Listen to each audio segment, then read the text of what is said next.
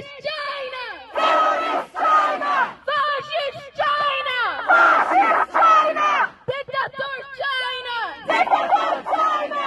Dictator China! Save the children! Save the children! Save Uyghurs! Save Uyghurs! Close the camp! Close the camp! Killer China! Killer China! Terrorist China! Terrorist China! China! China! China!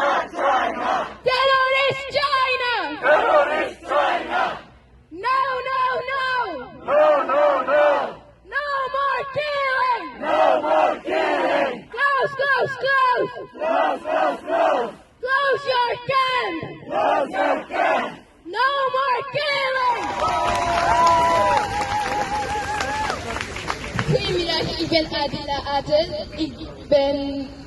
Ik kom uit Oost-Turkestan.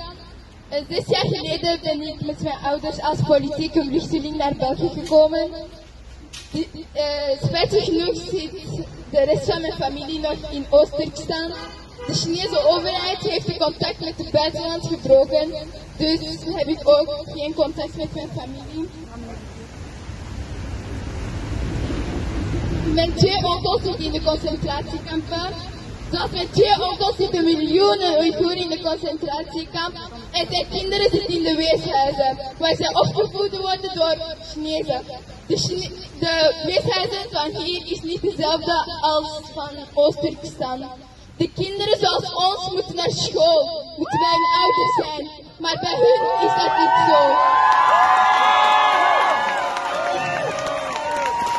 Ik hoop dat jullie de verhalen van Oeigoeren naar mensen verspreiden.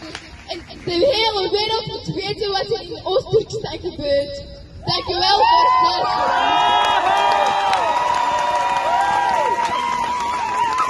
Merci, merci. Adila! Adila! Adila! Adila!